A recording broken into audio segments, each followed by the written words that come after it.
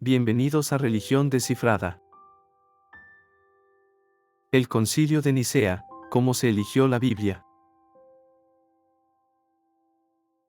En el año 325 después de Cristo, el Imperio Romano estaba sumido en el caos.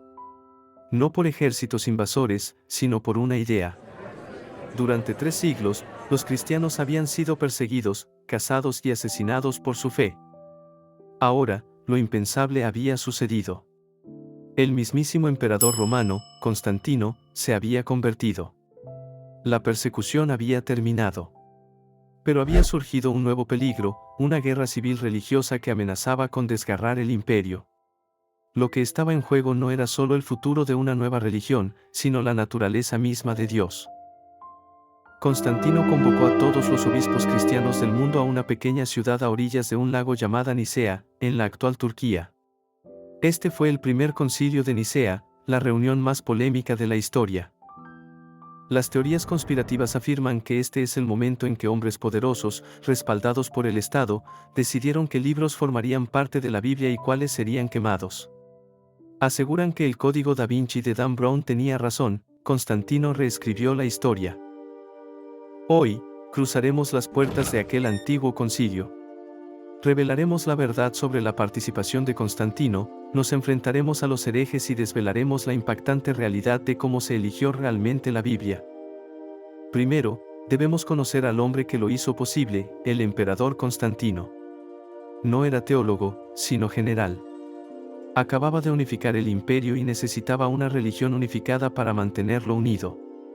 Se suponía que el cristianismo sería esa religión, pero estaba siendo desgarrado por una feroz disputa teológica. Un anciano de Alejandría llamado Arrio tenía una nueva teoría. Sostenía que Jesús, el Hijo de Dios, no era eterno como Dios Padre. Arrio decía, hubo un tiempo en que el Hijo no existía. Creía que Jesús era una creación separada y menor del Padre. Para Constantino, esto era un desastre. Su imperio necesitaba unidad, y se encontraba ante un debate religioso. No le importaba quién tuviera razón, solo quería que se pusieran de acuerdo. Así que invitó a más de 300 obispos, costeándoles todos sus gastos de viaje, y presidió la sesión inaugural. Por primera vez en la historia, la Iglesia y el Estado se habían fusionado. Esto nos lleva a la mayor teoría conspirativa de todas, Dan Brown y el Código da Vinci. El mito afirma que antes de Nicea existían más de 80 evangelios, y Constantino escogió los 4 que le gustaban, los que hacían de Jesús un Dios, y quemó el resto. Esto es fundamentalmente falso. El verdadero propósito del Concilio de Nicea era definir la naturaleza de Jesús, no elegir los libros de la Biblia. La lista de libros que conformarían el Nuevo Testamento ya había sido decidida en gran medida por los obispos locales mucho antes de Constantino. ¿Cómo lo sabemos? Contamos con cartas y listas escritas por los primeros padres de la Iglesia, como Ireneo en el siglo II, quien enumera los 4 evangelios tal como los conocemos hoy. Utilizaron criterios como, ¿fue escrito por un apóstol? ¿Era coherente? ¿Y se utilizaba en todas las iglesias? Nicea no creó la Biblia, simplemente ratificó los libros que ya eran universalmente aceptados.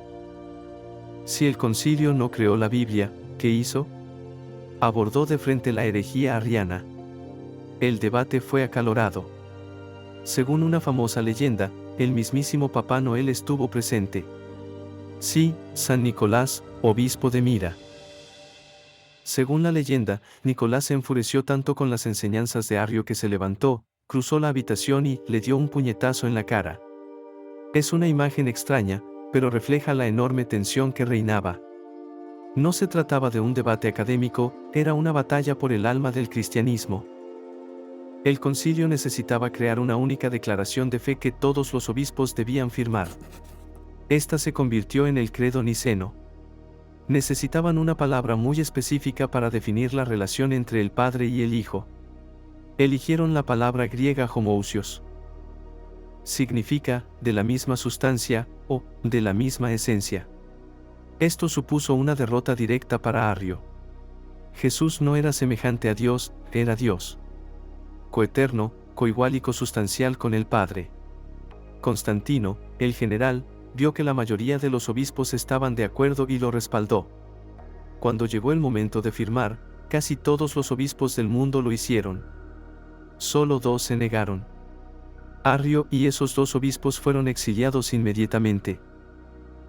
Constantino no quemó los evangelios en Nicea, pero sí hizo uso de su poder. Tras el concilio, declaró ilegales a Arrio y sus enseñanzas. Ordenó la confiscación y quema de todos sus libros. Esta es la parte más aterradora de su legado. El Estado decidía ahora que constituía una verdadera creencia religiosa y estaba dispuesto a usar la violencia para imponerla. Por primera vez, una persona podía ser considerada criminal simplemente por estar en desacuerdo con un obispo. Entonces, ¿qué podemos concluir del legado de Nicea? No fue una conspiración para inventar la divinidad de Jesús. No fue una reunión para seleccionar los libros de la Biblia. Nicea fue, en realidad, el nacimiento de la iglesia organizada. Fue el momento en que la iglesia clandestina, dispersa y perseguida, se convirtió en una institución poderosa y centralizada. Nos legó el credo de Nicea, que aún hoy recitan miles de millones de cristianos. Pero también nos legó los conceptos de hereje, exilio y quema de libros. Nicea no divinizó a Jesús. Oficializó el cristianismo. Creó un estándar de fe que se ha defendido durante 1700 años. El Concilio de Nicea es la sombra que aún se cierne sobre la relación entre poder, política y fe. Es el momento en que la Iglesia decidió que la unidad era más importante que la diversidad. Y eso, es el Concilio de Nicea. Descifrado. Gracias por ver Religión Descifrada. Suscríbete y activa las notificaciones para no perderte ningún video nuevo.